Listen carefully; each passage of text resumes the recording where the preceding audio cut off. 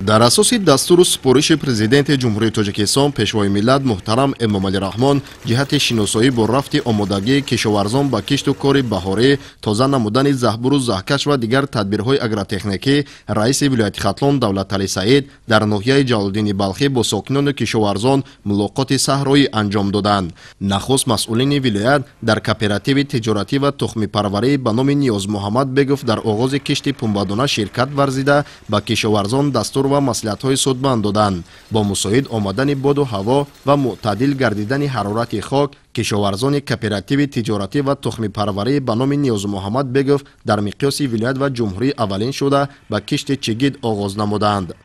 кишоварзони меҳнатқарину заҳматписанди ноҳияи Ҷалолиддини Балхӣ имрӯз аз аввалинҳо шуда ба кишти пунбадона оғоз бахшиданд. тибқи иттилои раёсати кишоварзӣ имсол дар ноҳия наздик ба 10,000 гектар кишти пунбадона гузаронида мешавад ки аз ин 2,000 гектарашро кишти зери плёнка ташкил медиҳад. бояд гуфт ки ҳамасола кишоварзони ноҳия дар натиҷаи дуруст ба роҳ мондани қоидаҳои агротехникӣ ҳосили фаровони пахта ба даст оварда дар таъмини корхонаҳои саноатии вилоят бо ашёи хом саҳми муносиб мегузоранд.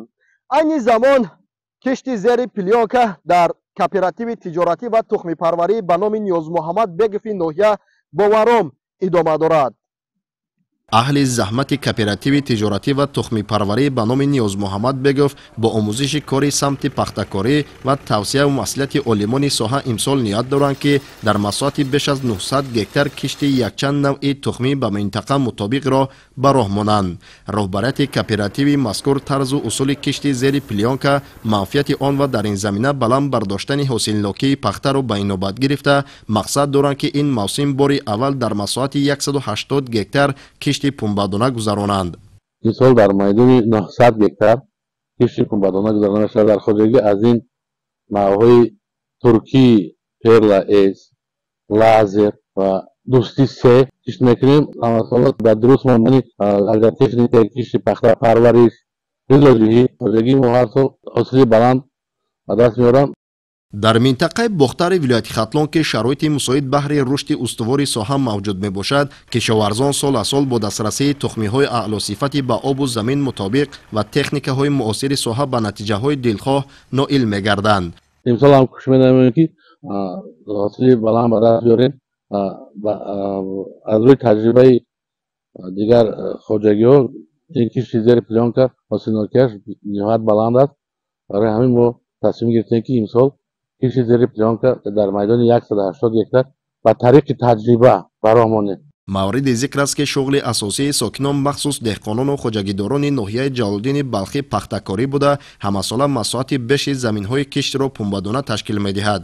иттилоъ дода шуд ки имсол ҳам тибқи дурнамои кишт бояд дар ҳудуди ноҳия аз майдони 16194 гектар замини корамиобӣ наздики 10,000 гектараш барои пахтакорӣ пешбинӣ шуда, хоҷагидорон бо тавсияи мутахассисони олимон маъракаи киштро вусъат мебахшанд. вобаста ба иқлими мусоиди минтақаҳои гуногуни вилояти Хатлон имрӯзҳо дар аксар хоҷагиҳои пахтакор маъракаи кишти пунбадона оғоз гардид. масъулин баъди шиносоӣ аз фаъолияти кооперативи тиҷоратӣ ва тухмипарварӣ ба номи Ниёз Муҳаммад Бегов бо кишоварзон суҳбати саҳроӣ анҷом дода ба онҳо ҷиҳати оқилона истифода бурдани замин ва гирифтани 2-3 ҳосил сари вақт анҷом додани кишти пунбадона ва дигар тадбирҳои ба ин айём мувофиқ тавсия ва маслиҳатҳои судманд доданд.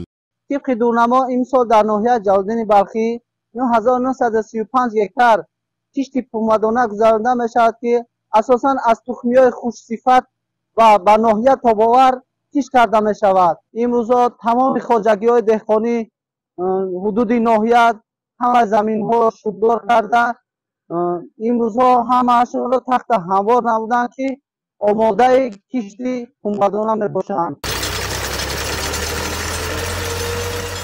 дар амал татбиқ намудани дастуру супоришҳои президенти ҷумҳурии тоҷикистон пешвои миллат муҳтарам Эмомалӣ Раҳмон ҷиҳати истифодаи тухмиҳои хушсифату серҳосил ва бартарии кишти зери плёнкаи пунбадона роҳбарияти мақомоти иҷроияи ҳокимияти давлатии ноҳияи Ҷалолиддини Балхӣ иқдом гирифтанд ки имсол дар масоҳати 2000 гектар кишти зери плёнка гузаронанд.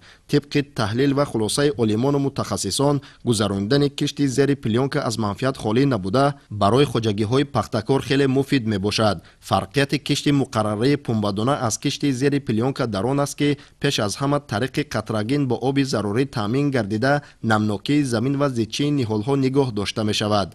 در وقت کارکرد باشد قوای قابل مهنت کم صرف می گردد. بدتری کشت زیر پلیونکا در آن است که تخمی در حرارت گرمی نگاه داشته می شود.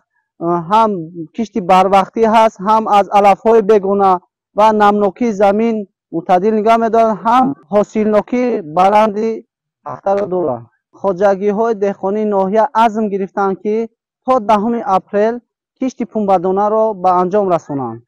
امروز مسئولین مقامات اجرایی حکومت دولتی ولایت ختلان در معرکه کشت پنبه‌دانه در کوپراتیو عبدالودود دوستوف ناحیه نیز اشتراک نموده کشاورزان و خواجگیداران و ساکنان زحمتقرین ناحیه را وابسته به دستور و سپارش‌های پیشوای ملت محترم امامعلی رحمان جهت ثمرناک و عاقلانه استفاده بردن زمین، وسعت کشت بهاری، ذخیره محصولات عضوخواری و دیگر تدبیرهای به این ایام موافق مصلحت‌های سودمند دادند. ذکر شد که در کوپراتیو عبدالودود دوستوف در مساحت بیش از 150 گکتار کشت پنبه‌دانه گذرانیده شده اهل زحمت خواجگی با رعایت تدبیرهای اگرتکنیکی اقدام گرفتند که معرکه کشت پنبه‌دانه را با مساعد آمدن باد و هوا در مهلت پیش بینی شده پررو و با صفت بلند به انجام رسانند.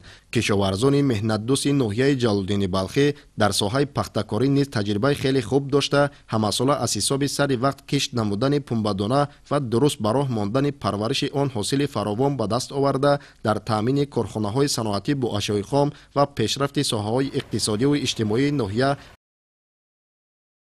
خداداد رجب، امامعلی شریف، ظهورالدین محمود برای برنامه اخبار.